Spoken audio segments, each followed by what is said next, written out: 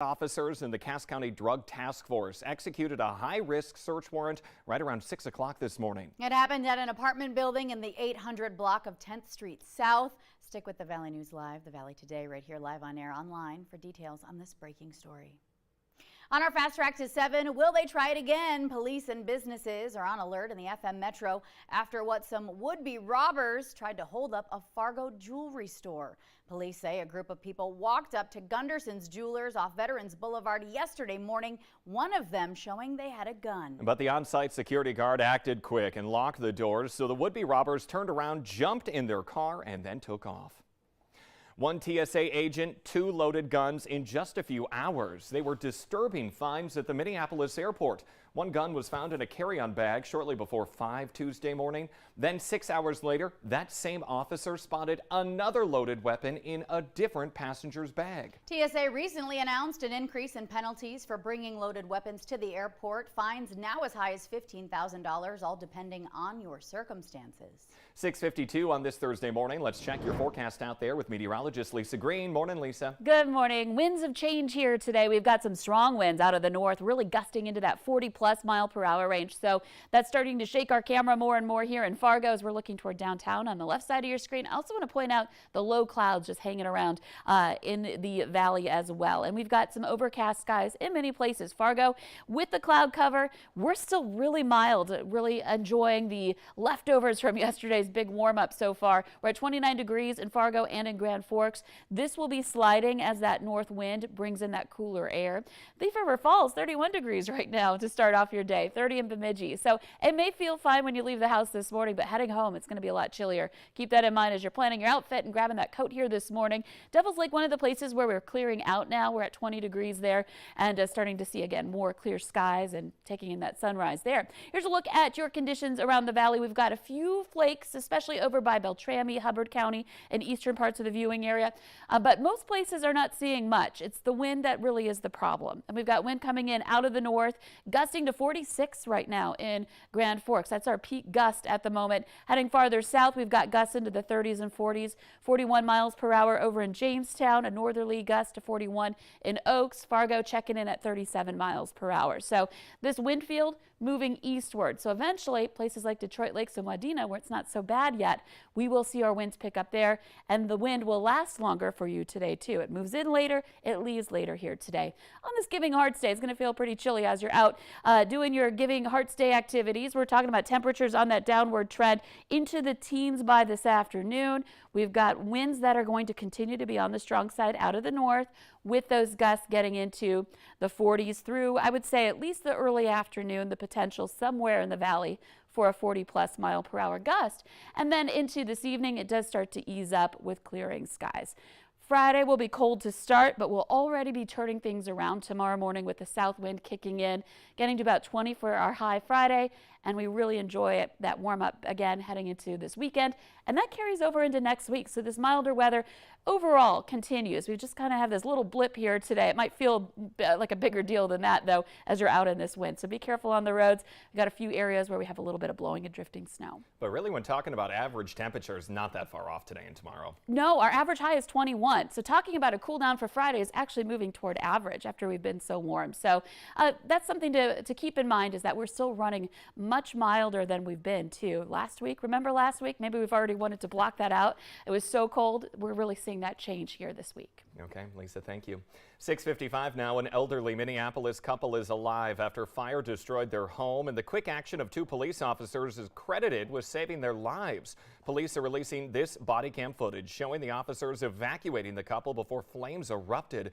The officers went into the home just before 9 Tuesday morning, and they rushed to get an elderly man and woman out of the house. The fire now being investigated as arson. The house is just off a heavily used trail, and a witness even told police that he saw someone throw something at the house shortly before that fire was reported.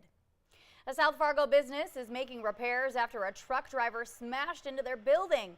Premier Optical on 32nd Avenue South now missing an entire wall and window. Firefighters had to rescue 2 people who were stuck in that truck. Neither were hurt. One person inside that building managed to jump out of the way just in time to avoid it.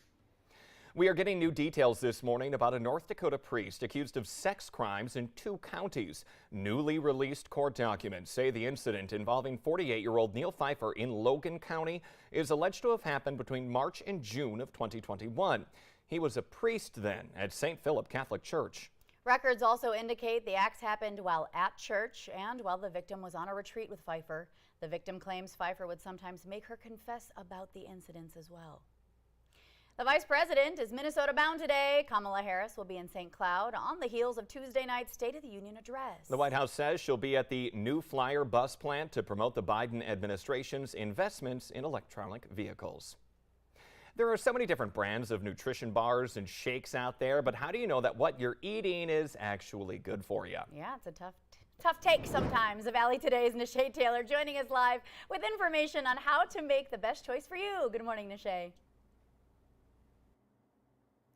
Good morning, Jordan and Ashlyn. That's right. There is a large variety of nutritional shakes or snacks, but it can be very difficult to choose the healthiest one. Now, dietitians say there are many things that you can look out for, but the first thing you should do is check out that nutritional label.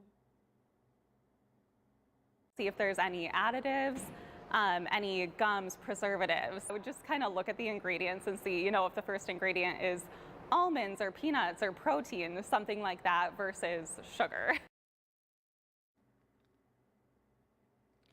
Now, unfortunately, Jordan, I'll have to put you on the spot here. We know you like these, but dietitians say folks who are not as active, they probably shouldn't be eating these because these are Clif Bars. They're high in carbohydrates, and these are actually meant for folks who are hiking. So you might want to stay away from these if you're not really active or not going to be hiking anytime soon. Now, other things you can look out for, this is the protein shake, Fairlife protein shake. This has real milk in it, and it's very low in sugar, so this is a good choice also. And actually, you can see my name on it because, I kind of like these. It actually tastes like chocolate milk. So if you want to try them out, this might be a good choice. Jordan, Ashlyn?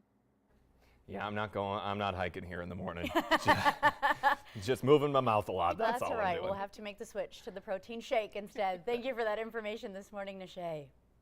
Well, folks, the votes are in. We have the 8 winners of this season's Name a Snowplow contest. Yeah, that's right. The Department of Transportation has done the contest for 3 years now. The names always seem to be more creative than before. This year, the top winner is You're a Blizzard, Harry. I love it. Anyway, that was the top vote getter. Blizzo came in second, named after the artist who just won a Grammy, actually. Also, Cleopatra and Better Call Salt. The others are Han Snowlo, Scoop, there it is, Fleetwood Mac, and the one for northwestern Minnesota is Blader Tot Hot Dish. Real question, do you put ketchup on that Blader Tot or not? I prefer sand on my truck.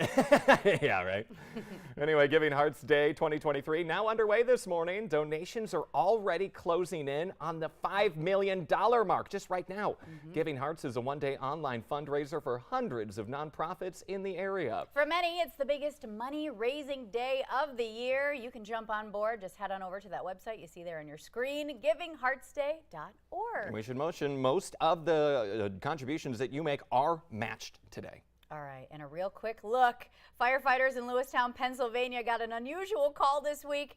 A mom needed help because her daughter's head was stuck in a cake pan. Ooh. They were trying to make angel food cake, and her mom couldn't get her head out of the pan. The firefighters showed up and cut her loose. Then we found out her mom got her leg stuck in a chair before, so it runs in the family. It's a family tradition. Have a good day, everybody.